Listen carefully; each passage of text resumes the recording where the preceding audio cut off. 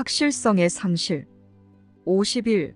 우리는 앞에서 사람이 소유한 능력은 단지 그가 가진 진정한 강점의 그림자일 뿐이며 본질적으로 판단적인 지각 능력은 분리 이후에야 도입된 것이라고 말했다. 그 이후로는 그 누구도 그 무엇에 대해서도 확신할 수 없었다. 하지만 너는 또한 내가 부활은 알무로 돌아가기 위한 수단이었고, 그것은 나의 뜻을 아버지의 뜻과 연합함으로써 성취되었다고 말한 것도 기억할 것이다. 우리는 이제 다음에 나올 내용을 명확히 하는 데서 큰 도움이 될 구분을 하나 할 수 있다. 52. 분리 이후로 창조하다와 만들다라는 말이 굉장히 혼동되었다. 무언가를 만들 때 너는 어떤 결핍감이나 필요의 느낌 때문에 만든다. 내가 무언가를 만들 때는 특정한 목적을 위해 만들므로 그것은 진정한 일반화 가능성이 없다. 지각된 결핍을 채우는 것은 분명 내가 무엇이든 만들고 싶어하는 이유이며, 그럴 때 너는 분리를 믿고 있음을 암시하는 것이다. 우리가 자주 살펴본 대로 알은 결코 행위로 이어지지 않는다. 53. 너는 내가 창조된 것과 내가 창조하는 것을 아주 심하게 혼동하고 있다. 따라서 내가 무엇이든 안다는 것 자체가 문자 그대로 불가능하게 되었다. 삶은 언제나 안정적이지만 인간은 그렇지 않다는 것은 꽤나 분명하다. 그럼에도 불구하고 인간은 정녕 하느님이 창조하신 대로 완벽하게 안정적이다. 이런 의미에서 인간은 안정적으로 행동하지 않을 때 창조에 대한 하느님의 아이디어에 동의하지 않는 것이다. 사람이 스스로 원한다면 그럴 수도 있지만 바른 마음 상태에 있다면 좀처럼 그렇게 원할 리가 없다. 너를 가장 성가시게 하는 문제는 사람이 끊임없이 자문하지만 사실 자신에게 묻는 것이 전혀 적절치 않은 근본적인 질문이다.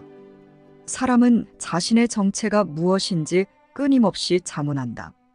이것은 곧 그 답이 사람이 알고 있을 뿐만 아니라 스스로 제공할 수도 있는 답임을 암시한다.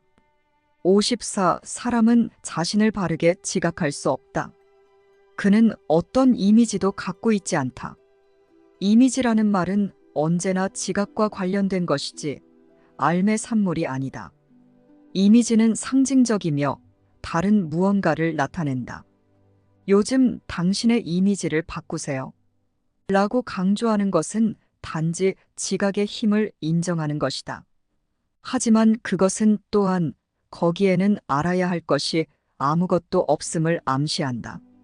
알은 해석의 여지가 없다. 의미를 해석하는 것은 가능하지만 이것은 의미를 지각하는 것을 나타내므로 언제나 잘못될 여지가 있다. 이렇게 전혀 불필요한 복잡성은 사람이 자신을 동시에 분리되어 있으면서도 분리되어 있지 않다고 보려는 시도의 결과다. 이와 같이 근본적인 혼동을 하면서 더 심한 혼동에 빠져들지 않기란 불가능하다. 55. 방법론적으로 말해 사람의 마음은 아주 창조적이었지만 방법과 내용이 분리되면 늘 그렇듯이 근본적이고 전혀 벗어날 수 없는 궁지에서 벗어나려는 시도에만 사용되었다. 이런 식의 생각하기는 비록 상당한 창의성을 낳기는 했지만 창조적인 결과를 낳을 수는 없다. 하지만 이런 창의성이 사람을 알무로부터 거의 완전히 분리했다는 점은 주목할 만하다. 알은 창의성이 필요 없다. 진리가 너를 자유롭게 하리라. 라는 말은 이런 식의 생각이 시간 낭비이기는 하지만 그것을 내려놓을 용의가 있다면 그런 생각에 관련될 필요성에서 자유로울 수 있음을 의미한다. 56. 기도는 무언가를 요청하기 위한 방법이다. 기도는 기적의 매개이지만 유일하게 의미 있는 기도는 용서를 청하는 기도다. 왜냐하면 용서받은 자는 모든 것을 가졌기 때문이다. 일단 용서를 받아들이면 일상적인 의미에서의 기도는 완전히 무의미해진다. 본질적으로 용서를 청하는 기도란 단지 우리가 이미 가진 무언가를 인식할 수 있게 해달라고 청하는 것이다. 사람은 아는 대신에 지각하기로 선택함으로써 오로지 기적적인 지각하기를 통해서만 아버지를 닮을 수 있는 입장에 처하게 되었다. 그는 자기 자신이 바로 기적이라는 삶을 상실했다. 기적적인 창조가 사람의 근원이었으며 그의 진정한 기능이기도 했다. 57. 하느님은 사람을 당신의 이미지대로 당신과 닮게 창조하셨다. 라는 말을 의미로 보면 정확하지만 그 말 자체는 그릇된 해석의 여지가 상당히 많다. 하지만 이미지는 생각을 의미하는 것으로 이해하고 닮게는 같은 본성을 갖게로 받아들인다면 그것을 피할 수 있다. 하느님은 당신의 생각대로 당신과 같은 본성을 가진 영혼을 창조하셨다. 그 밖에는 정녕 아무것도 없다. 반면에 더 많이 혹은 더 적게가 존재한다는 믿음이 없다면 지각은 불가능하다. 지각은 어떤 수준에서든 선택을 수반하며 이것 없이는 조직화할 수 없다. 모든 유형의 지각에는 수용과 거부, 조직화와 재조직화, 초점의 전환과 변화라는 끊임없는 과정이 수반된다. 평가는 지각에서 필수적인 부분이다. 선택을 내리려면 반드시 판단해야 하기 때문이다. 58. 판단이 전혀 없고 단지 완벽한 동등성만 있다면 지각은 어떻게 될까? 지각은 불가능해진다. 진리는 오로지 알려질 수만 있을 뿐이다. 진리는 전부 똑같이 참이며 진리의 어떤 부분이라도 아는 것은 곧 진리의 전부를 아는 것이다. 오로지 지각에만 부분적인 인식이 수반된다. 알문 지각을 지배하는 모든 법칙을 초월한다. 부분적인 알미란 불가능하기 때문이다. 삶은 전부 하나이며 분리된 부분이 전혀 없다.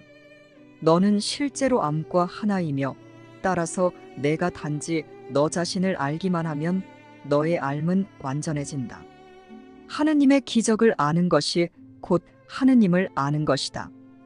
59. 용서는 분리의 지각을 치유하는 것이다. 서로에 대한 바른 지각이 필요한 이유는 마음들이 자신을 분리되었다고 보기를 뜻했기 때문이다. 각 영혼은 하느님을 완전하게 안다. 이것이 정령 영혼의 기적적인 권능이다.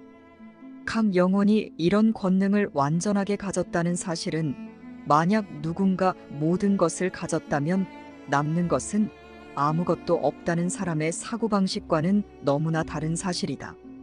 하느님의 기적들은 정녕 하느님의 생각들이기에 그것들만큼 총체적이다. 60. 지각이 계속되는 한 기도의 역할이 있다. 지각은 결핍에 기초하기에 지각하는 자는 아직 속죄를 총체적으로 받아들여 자신을 진리에 맡기지 않은 자다. 지각은 정령 분리된 상태이며 지각하는 자는 정령 치유가 필요하다. 기도가 아닌 영적 교통이야말로 아는 자의 자연스러운 상태다. 하느님과 그의 기적들은 결코 분리될 수 없다. 하느님의 빛 속에 사는 하느님의 생각들은 얼마나 아름다운지. 너의 가치는 의심 너머에 있기에 지각 너머에 있다. 너 자신을 다른 빛 속에서 지각하지 말라. 너 자신을 유일한 빛 속에서 알라. 그 빛 속에서 바로 너 자신인 기적은 더없이 명백하다.